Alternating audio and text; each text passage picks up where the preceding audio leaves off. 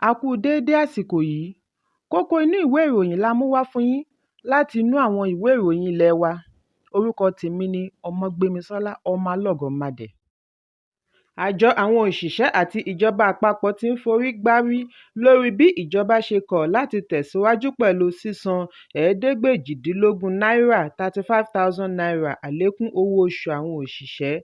Nínú ìfọ̀rọ̀wánilẹ́nuwò ọ̀tọ̀ọ̀tọ̀ pẹ̀lú àwọn òṣìṣẹ́ ìjọba tí ó wáyé lánàá ni wọ́n ti fìdí ẹ̀ múlẹ̀ wípé nínú oṣù kẹsàn-án nìkan ni ìjọba àpapọ̀ san owó yìí.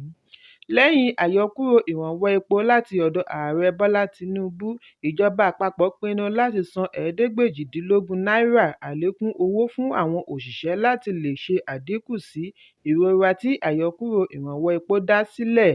Nínú àtẹ̀jáde tí alága àjọ tó ń bójútó owó oṣù àwọn òṣìṣẹ́ epo (NTA) bu ọwọ́ lù ni wọ́n ti ṣàlàyé wípé sísan owó yìí yóò bẹ̀rẹ̀ láti ọjọ́ kìíní oṣù kẹsàn-án ọdún 2023, ṣùgbọ́n ìwádìí jẹ́ kó di mímọ̀ wípé nínú oṣù kẹsàn-án nìkan ni ìjọba san owó yìí.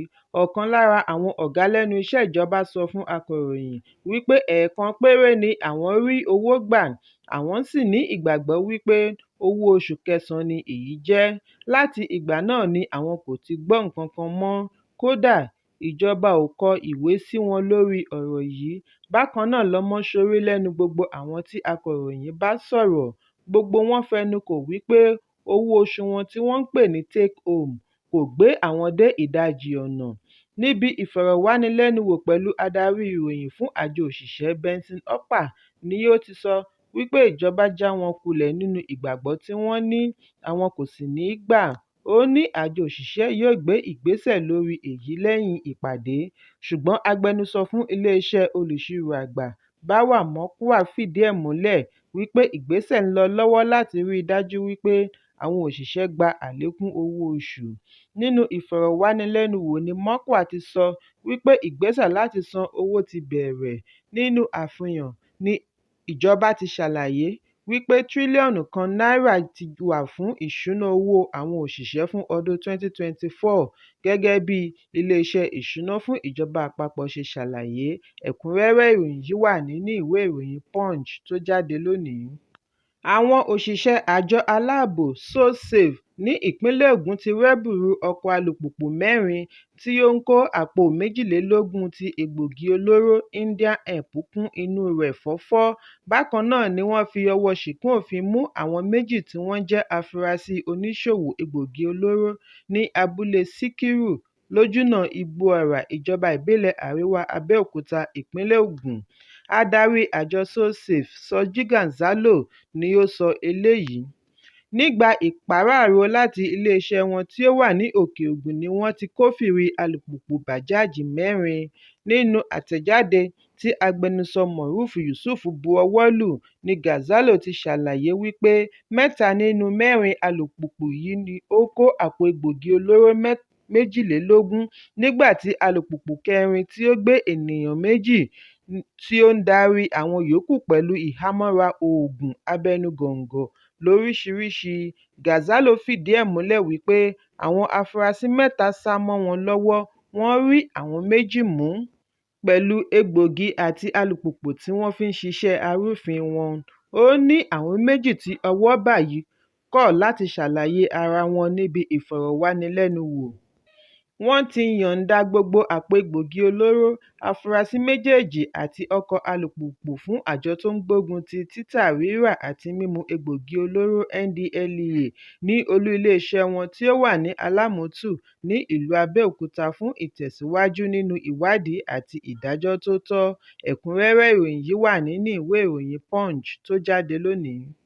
Bí ó ṣe kù ọjọ́ díẹ̀ fún ọdún Kérésì àti ọdún tuntun ni ìṣòro àìsí owó àfojúrí ń dojúkọ ọmọ orílẹ̀-èdè Nàìjíríà.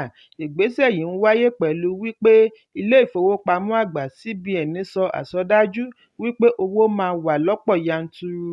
Ìṣòro àìsí owó àfojúrí tí ó wáyé bẹ̀rẹ̀ láti òpin ọdún tí ó kọjá sí ìbẹ̀rẹ̀ ọdún yìí ni ó tún ti ń farahàn báyìí.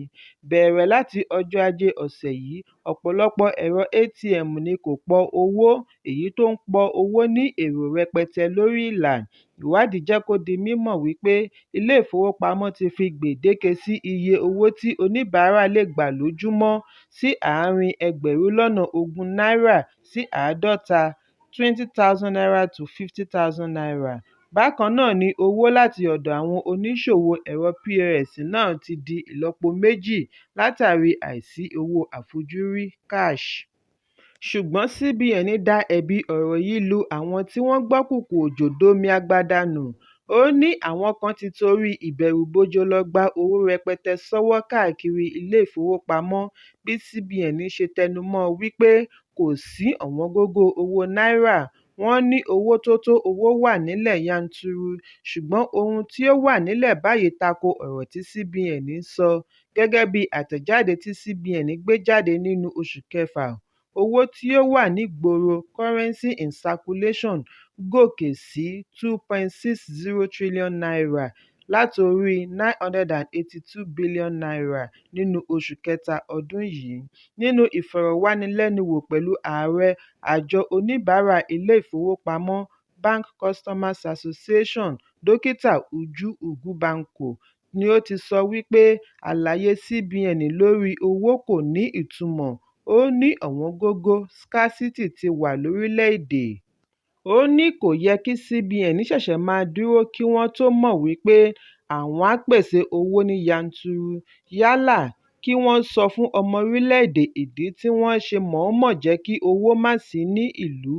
Àwáwí lásán ni CBN ń ṣe, wọ́n mọ ohun tí ó tọ́. Bákan náà ni wọ́n ní agbára láti yanjú gbogbo ìṣòro tí ó lè fa àìsí owó àfojúrí. Àìwá lè yanjú ìṣòro yìí túmọ̀ sí wípé àwọn náà ní ìṣòro. Akọ̀wé àgbà fún ilé ìfowópamọ́ alágbèéká Mobile Money and Agent Banking Industry, Elégédé Ṣẹ́gun, náà fìdí ẹ̀ múlẹ̀. Ó ní àwọn oníṣòwò POS ní ìṣòro yìí dé bá jù. Ìdí nìyí tí wọ́n fi ṣe àlékún owó kí wọ́n má bàa jẹ gbèsè. Ẹ̀kúnrẹ́rẹ́ ìròyìn yìí wà nínú ìwé ìròyìn Daily Post tó jáde lónìí. Ẹgbẹ́ òṣèlú All Progressives Congress (APC) ní ìpínlẹ̀ Ọ̀ṣun ti ń béèrè ìrìnsí Gómìnà Adémọ́lá Adélékè.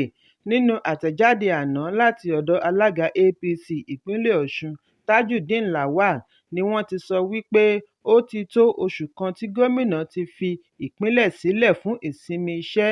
Gẹ́gẹ́ bí àtẹ̀jáde láti ọ̀dọ̀ agbẹnusọ gómìnà Ọláwálé Rasheed, ẹgbẹ́ òṣèlú APC ní ó pọn dandan kí ará ìlú mọ ìrìnsí gómìnà àti ipò ìlera rẹ̀ nítorí àwọn kò gbọ́ nǹkan kan lẹ́yìn tí ó ti fi ìpínlẹ̀ sílẹ̀ lẹ́yìn ọ̀sẹ̀ méjì. Lawal ní ìgbésẹ̀ yìí ti ń mú ìfura dání bí ó ti ké sí àwọn amúgbálẹ́gbẹ̀ẹ́ Adeleke kí wọ́n jáde wá ṣàlàyé bí nǹkan ṣe ń lọ sí àti ibi tí gómìnà wà. Wọ́n ní kò sẹ́ni tí kì í ṣàárẹ̀, ṣùgbọ́n ó ṣòro kí onípò pàtàkì bíi ti gómìnà di àwátì láàrin ìlú láì mọ ìrìnsí rẹ̀. Wọ́n ní kò sí ènìyàn tó ti pé 60 ọdún bíi ti Adeleke tó tún ya oníjó tí kò ní àìlera kan tàbí òmíràn. Ṣùgbọ́n alága fún ẹgbẹ́ òṣèlú People's Democratic Party (PDP) ìpínlẹ̀ Ọ̀ṣun, Sunday Bisi, ti sọ wípé Adeleke yóò padà wá sórílẹ̀-èdè lọ́sẹ̀ yìí lẹ́yìn oṣù kan lókè òkun. Nínú àtẹ̀jáde láti ọ̀dọ̀ adarí ìròyìn Ọládélé Ọlábàmíjì ni ó ti ṣe ìrántí wípé èyí ni ìgbà àkọ́kọ́ tí Adeleke rin ìrìn àjò lẹ́yìn ọdún kan tí ó ti gba ipò gómìnà. Àtẹ̀jáde náà ṣàlàyé wípé àwọn kéde ìrìn àjò gómìnà fáráyé rí. Wọ́n ní ìrìn àjò nílò kí gómìnà sinmi kí ó sì ṣe ọrọ̀ ajé pẹ̀lú àwọn olùdásílẹ̀ iléeṣẹ́ fún ìdàgbàsókè ìpínlẹ̀ Ọ̀ṣun. Ẹ̀kúnrẹ́rẹ́ ìròyìn yìí wà nínú ìwé ìròyìn Daily Post tó jáde lónìí. Lẹ́yìn tí iléeṣẹ́ ológun ojú òfurufú Nigerian Air Force fìdí ẹ̀ múlẹ̀ wípé àwọn ti mú olórí adàlúrú tí wọ́n ń pè ní Yellow Jambros balẹ̀ ní ọjọ́ Àìkú pẹ̀lú àdó olóró láti ojú òfurufú, àpẹẹrẹ tún ti wà wípé wọ́n tún ti mú olórí adàlúrú mìíràn tí orúkọ rẹ̀ ń jẹ́ Ali Kawaje tí wọ́n ń pè ní Ali Kashala balẹ̀ ní ọjọ́ Ajé nítòsí Mangoro, ìjọba ìbílẹ̀ Munya, ìpínlẹ̀ Niger.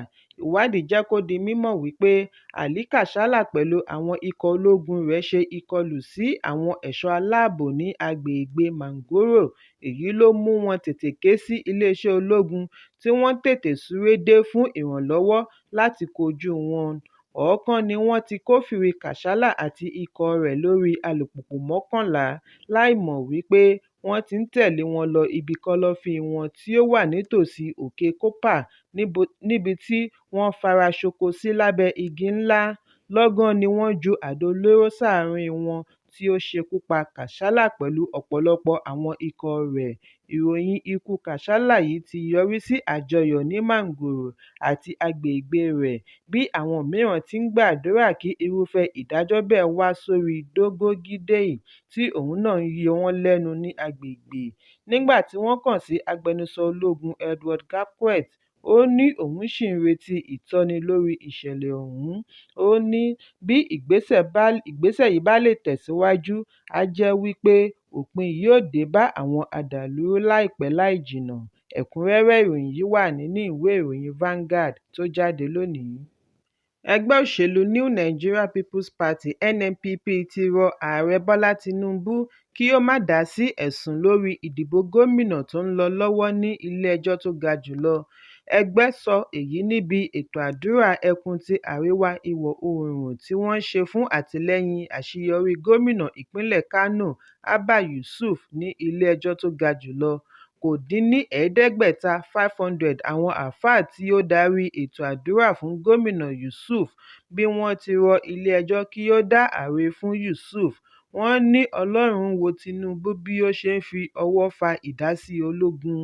Alága ẹgbẹ́ fún àríwá ìwọ̀ oòrùn Garu fìdí ẹ̀ múlẹ̀ wípé àwọn olùgbé Kánò fẹ́ ìdájọ́ tí yóò gbé gómìnà Yusuf. Ó ní èyí ló ń fa fàákájà tó ń wáyé ní ìpínlẹ̀ Kánò. Gẹ́gẹ́ bí ọ̀rọ̀ Garu, ó ní àwọn ènìyàn mọ ẹni tí wọ́n dìbò fún, ìdí nìyí tí wọ́n fi ń dúró de ìdájọ́ ilé-ẹjọ́, ṣùgbọ́n àwọn ti rọ àwọn ará ìpínlẹ̀ kí wọ́n ṣe sùúrù, ìdí nìyí tí wọ́n fi kórajọ láti gba àdúrà. Ẹ̀kúnrẹ́rẹ́ ìròyìn yìí wà nínú ìwé ìròyìn The Guardian tó jáde lónìí. Kókó inú ìwé ìròyìn àsìkò yìí kò ní jù báyìí lọ. Ẹ pàdé mi ní ìrọ̀lẹ́ fún àkọ́tun. Kí a tó lọ, ẹ má ṣaláì fi àríwísí yín ránṣẹ́, ìyẹn comment, kí ẹ sì bá wa subscribe sójúnà wa lórí YouTube kí Kókó Inú Ìwé Ìròyìn lè máa tẹ̀ yín lọ́wọ́ ní kíákíá.